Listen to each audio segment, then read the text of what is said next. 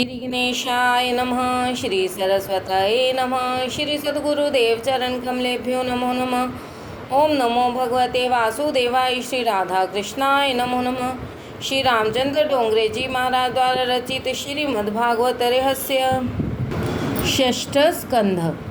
नारायण जिन नाम लिया तिन और का नाम लिया ना लिया। अमृत पान किया घट भीतर गंगा जल भी पिया न पिया। नरकों का वर्णन सुनकर राजा परीक्षित ने कहा, महाराज मुझे ऐसा मार्ग बताइए कि जिस पर चलने से मुझे इन नरकों में जाना ही ना पड़े। आपने प्रवृत्ति धर्म निवृत्ति धर्म आदि की कथा सुनाई, किंतु इन नरकलोकों का वर्णन सुनकर मुझे डर लगता है। नरक में जाने का प्रसंग कभी उपस्थित ही न हो, ऐसा कोई उपाय बताइए। शुकदेव जी वर्णन करते हैं, राजन, शास्त्र में प्रत्येक पाप का प्रायश्चित बताया गया है। पाप का विधि पूर्वक प्रायश्चित किया जाए तो पाप नष्ट हो जाते हैं। प्रायश्चित कर लेने के पश्चात फिर कभी पाप नहीं करना चाहिए, अन्यथा प्रायश्चित करने का कोई अर्थ ही नहीं रहेगा। दुख सहकर ईश्वर का भजन करने से पाप जल जाते हैं। राजा ने पूछा, विधि पूर्वक प्रायश्चित करने के बाद भी पाप करने की इच्छा बनी रहती है, उसका क्या उपाय है? प्रायश्चित करने से पाप का तो नाश होता है, किंतु पाप करने की वासना इच्छा का नाश तो नहीं हो पाता। प्रायश्चित करने से भी पाप वासना नष्ट न हो पाए तो क्या करें? कुछ ऐसा मार्ग बताइए कि पाप करने की वासना ही ना रहे। प्रायश्चित से पाप तो जल जाता है, किंतु पाप वासना नष्ट नहीं होती, तो उसके लिए क्या किया जाए? शुकदेव जी सावधान करते हैं, राजन, मन का लेश मात्र भी विश्वास मत करो। मन बड़ा विश्वासघाती है, उसे अंकुश में रखो। मन को कहीं एक आध बार भी छुट्टी मिलेगी तो फिर वह पाप करने को तैयार हो जाएगा। पाप वासना अज्ञान से जागती है और अज्ञान का मूल अहंकार है। जो व्यक्ति श्री कृष्ण भगवान को प्राणार्पण करता है, उसकी पाप करने की इच्छा ही नहीं होती, उसका अहंकार नष्ट हो जाता है। तप, मन और इंद्रियों की एकाग्रता, ब्रह्मचर्य, शम, मन का नियम, दम, बाहरी इंद्रियों का नियमन, मन की स्थिरता, दान, सत्य, शौच, जम, नियम आदि से पाप की वासना नष्ट होती है।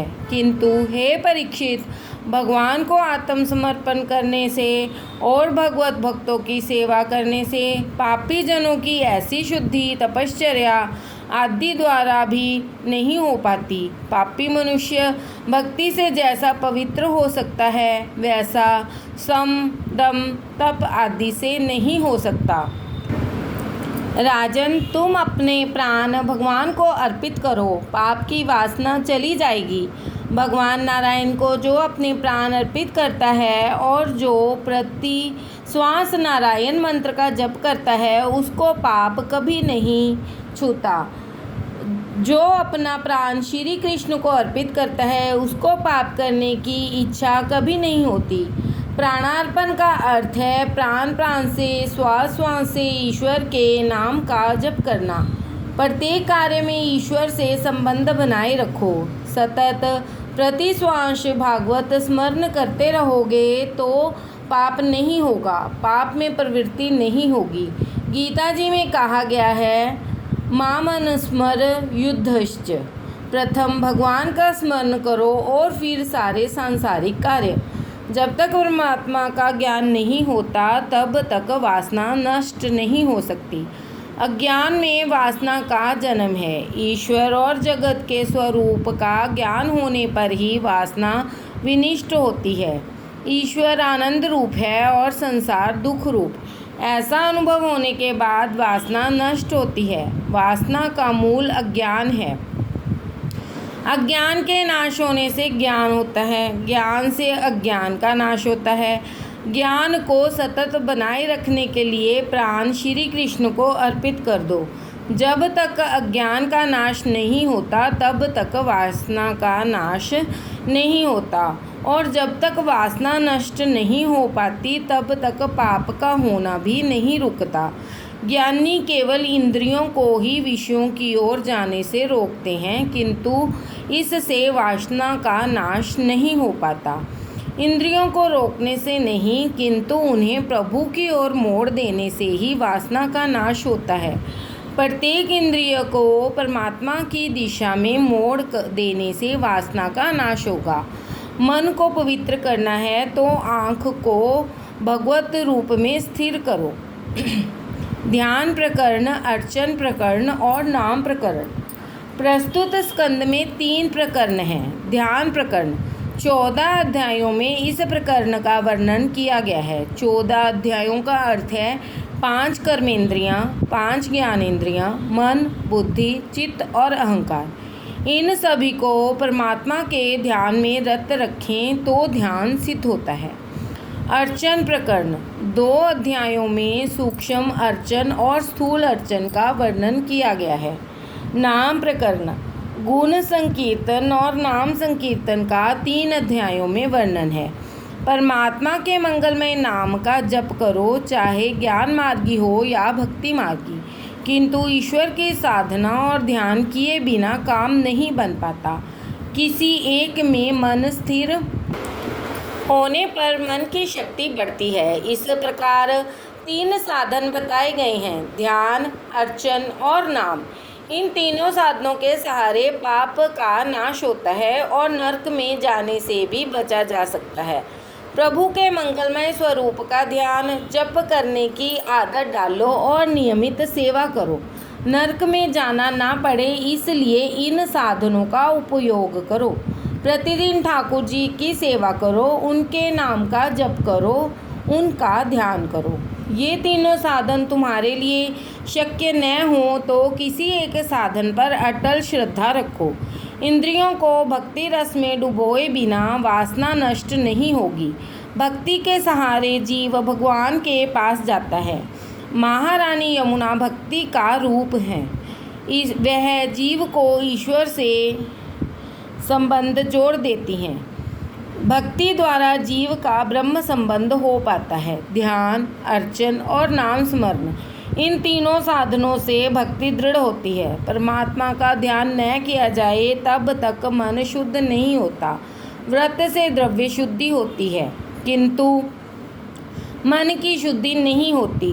दान करने से भगवान की प्राप्ति नहीं होती। दान का फल है लक्ष्मी। गीता जी में कहा गया है, नाहम वरदेर्नम तपसा न दानेन न च इज्जया। वेद, तप, दान और यज्ञ से मेरी प्रभु की प्राप्ति नहीं हो सकती। परमात्मा का ध्यान करने से मन की शुद्धि होती है, अतः प्रतिदिन ध्यान करने की आवश्यकता है। ध्यान में एकाग्रता न हो सके तो नाम स्मरण की आवश्यकता है। ये तीनों एक साथ न हो सकें तो कोई बात नहीं, किंतु किसी भी एक को तो पकड़ना ही होगा। साधन के बिना सिद्धि की प्राप्ति नहीं हो सकती। मनुष्य को चाहिए कि वह अपना जीवन लक्ष्य निश्चित कर ले। एक भी ध्येय के बिना जीवन बिना नाविक की नौका सा है।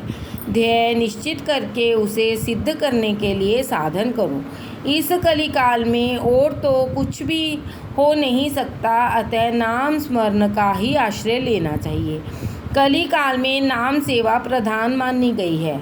कलयुग में स्वरूप सेवा शीघ्र फलदायी नहीं होती। स्वरूप सेवा है तो उत्तम, किंतु उसमें पवित्रता की बड़ी आवश्यकता है। कलयुग में मानव ऐसा पवित्र नहीं रह सकता, अतः कलयुग में नाम सेवा ही मुख्य कही गई है। अदृश्य वस्तु का नाम जपने से उस नाम का स्वरूप प्रगटेगा। प्रत्यक्ष साक्षात्कार होने तक प्रभु का नामाश्रय लेने वाले का एक न एक दिन प्रभु से साक्षात्कार अवश्य होगा। सीता जी ध्यान में इस प्रकार नाम स्मरण करती थी कि वृक्षों के पत्ते पत्ते से राम ध्वनि होती थी। परमात्मा के नाम में निष्ठा होना बड़ा कठिन है। नाम स्मरण के समय जीभ रुक जाती है, पाप जीभ को पकड़े रहता है। घर में पग पग पर भगवान के नाम का आश्रय लो तो पग पग पर यज्ञ का पुण्य प्राप्त होता है। यूँ तो यह दिखता है कि अतिशय सुलभ है, पर है बहुत कठिन। नाम में अटल निष्ठा रखो। परमात्मा के नाम का सतत जप करने से आदत होगी तो मृत्यु भी उजागर होगी।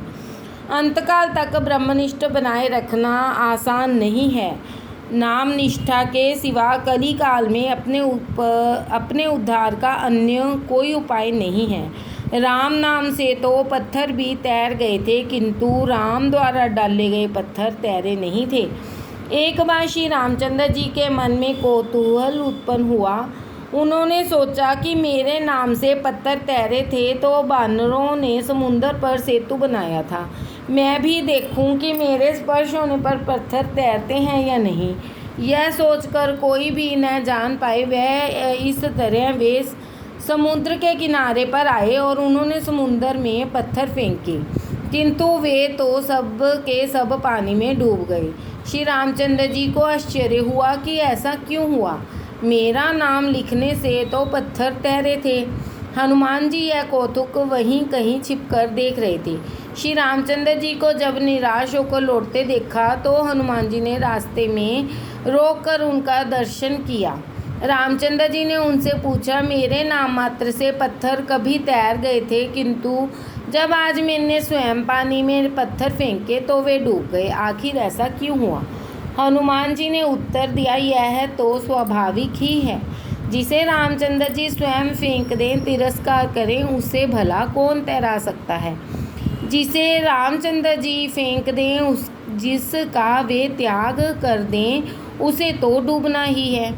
उन पत्थरों का आपने त्याग किया, अतः वे डूब गए। जिसे आप अपनाते हैं वह कभी नहीं डूब सकता।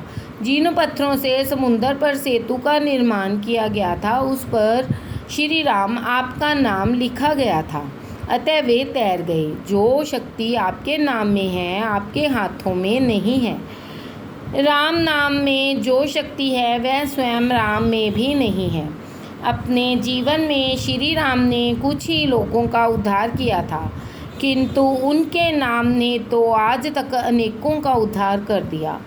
नाम जप की महिमा अनोखी है। जप करने से जन्म कुंडली के ग्रह भी बदल जाते हैं। हम और क्या कहें, तुलसीदास जी को ही सुनिए। मंत्र महामनि विषय व्याल के, मेटत कठिन को अंक भाल के। भाव कुभाव अनख आलस हूँ, नाम जपत मंगल दिशि दस हूँ।